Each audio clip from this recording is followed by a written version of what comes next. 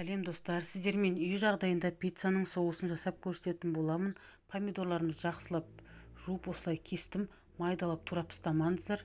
4 пицца болса 4 помидор, 5 пицца болса 5 помидор аласыздар. Қатты қайнап тұрған ысы суымызды помидорларымызға құйып 10-15 минутқа бұқтырамыз. Помидорларымыз бұқтырылғанша пиццаның қамырын елеп дайындап қойсаңыздар болады. Помидорларымыз бұқтырылды, сыртын қабығын тазалап осылай ашып аламыз. Мен погруженный блендермен езіп алдым.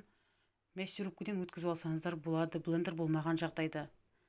Сковородка, кастрюль болса да үстіне оливковый май, я болмаса сұйық майымызды құйып, 2 чеснокты майдалап осылай турадым да, үстіне 2 шай қасық орегано салдым, осылай сушеный.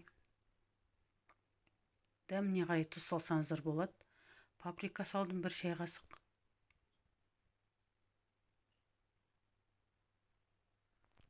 Дайын болған помидорымызды құйып, жақсылап 5-10 минут осылай араластыра береміз. Тоқтатпаңыздар, өйткені помидорларымыз күйіп кетсе, дәмі жаман болып кетеді. Су тартылғанша осылай былғай бересіздер. Басқа ыдысқа суытып, соусымызды құйып аламыз.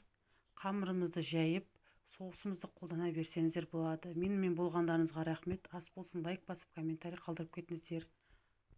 Сау болыңыздар.